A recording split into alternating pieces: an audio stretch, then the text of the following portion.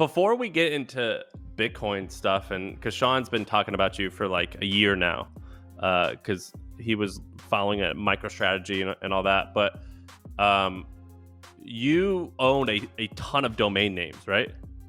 Yeah, I bought a bunch. Like, how many do you own now? Or how many have you owned? I won't count all. I own hundreds and hundreds, but the ones that are top level primary domain names, about 16. Like words in the English language that everybody understands. Like I own Emma, Frank.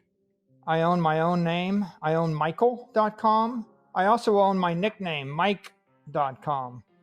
So like my personal website, I've got it on Michael.com. You just type Michael.com, you see all the stuff about me. Hope. Yeah, Sam, go to hope.com, see where that takes you. Go to hope.com. Yeah, well, actually, Bitcoin is hope. So if you type hope.com, you'll get everything there is to know about Bitcoin. Oh my gosh. Because I actually repath hope to all of our Bitcoin resources and materials. Speaker. I owned voice.com and I sold it for $30 million a couple of years ago. That's the largest naked domain sale in the history of domains. Tell the short version of that story. The story is kind of crazy. I've heard it once before, but I would assume Sam and most people have not heard the story of selling voice.com. You bought all these early on in the web. You kind of recognized, oh, these are probably going to be valuable to own these names. There's only one, there's only one owner of each of these names. You own it and you hold it for a really long time, like over a decade. And at some point you decide, okay, maybe we should see if somebody wants to buy some of these. So tell the story of selling voice.com real quick. Well, I bought all these domains because I thought, wouldn't it be great to own a part of the English language? I mean, owning Hope or owning Voice. I mean, eventually there'll be a Google Voice, or there'll be, some telco company that'll want to launch some service, and what a great domain to launch on a word like voice.com. So we held them a long time, and I think at some point we were looking for joint ventures. We were looking to commercialize them, and we did commercialize a bunch. For example, I created a company called Alarm.com, and Alarm.com is now publicly traded on NASDAQ. It's like $4 or $5 billion market cap company. And you can guess what it does. It actually integrates your home alarm into the internet, and I created another company called Angel.com, and we sold that for a bit more than $100 million. And that was actually a speech, interactive voice response like Siri or Alexa before Siri and Alexa came along.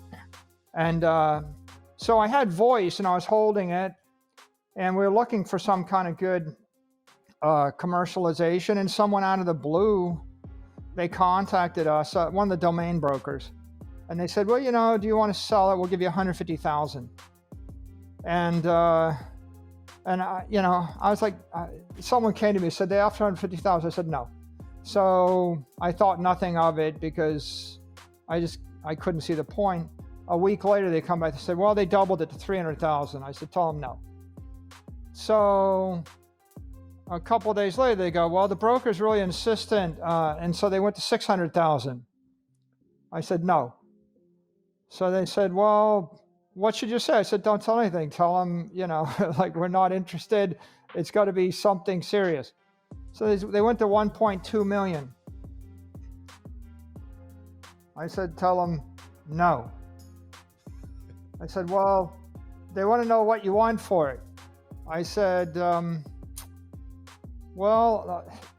them a note or something and just tell them. I said, it's the word voice in the English language, right? So it's going to have to be something, north of, I don't know. I don't think I said 7 or 8 figures, but I just said a lot of money.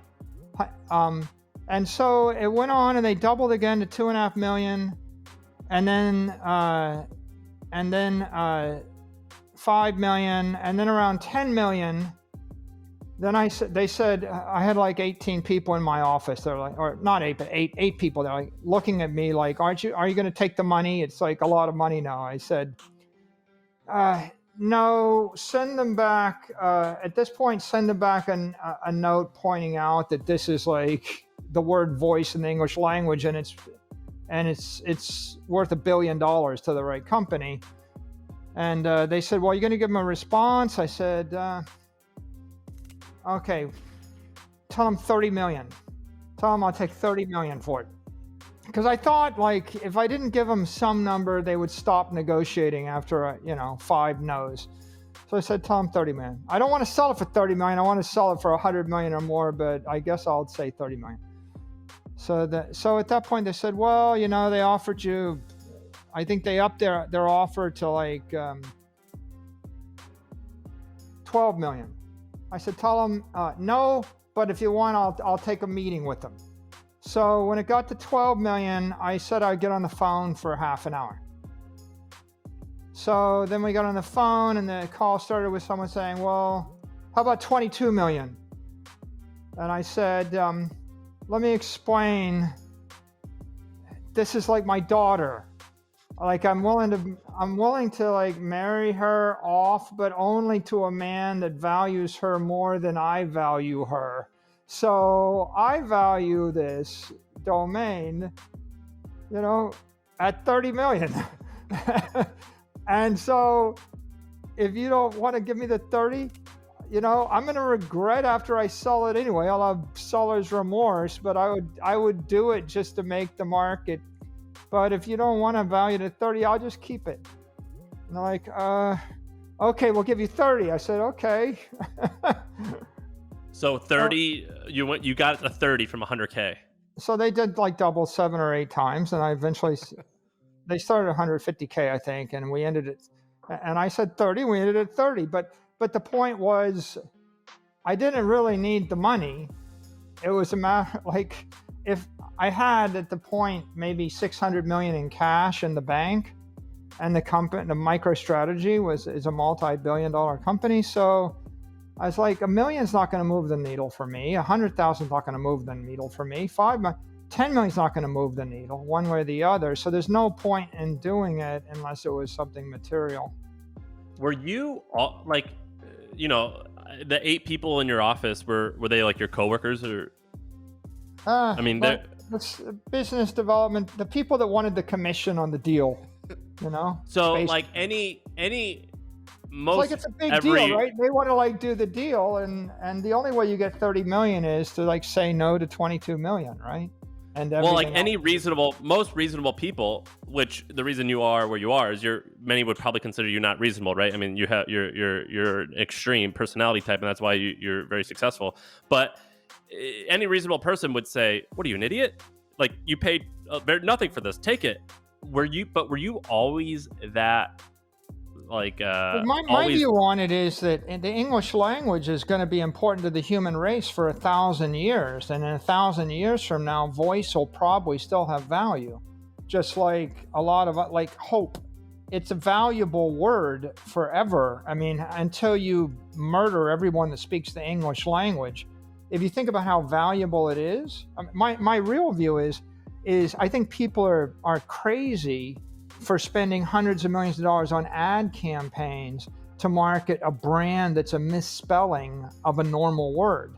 It's like, I got to convince you how to sell injunction with like 2 Y's and a Z, and I'm like, why would you do that? Because in the modern era of spell checkers, when you try to type these crappy brands that are misspelled, your iPhone unspells it for you or properly spells it. So try going to a website that's a misspelling of a name.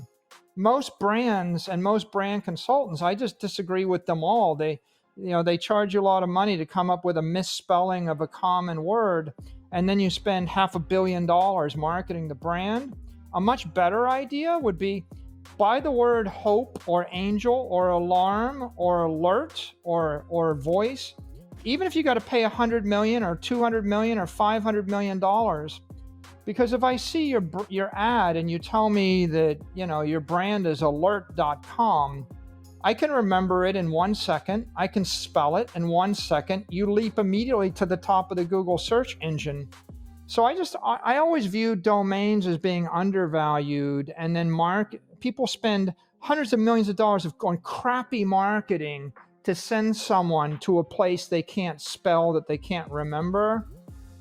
I think the world will gradually come around to that point of view, but they're not there yet. So that was my view. Like, I didn't want to sell it, to tell you the truth.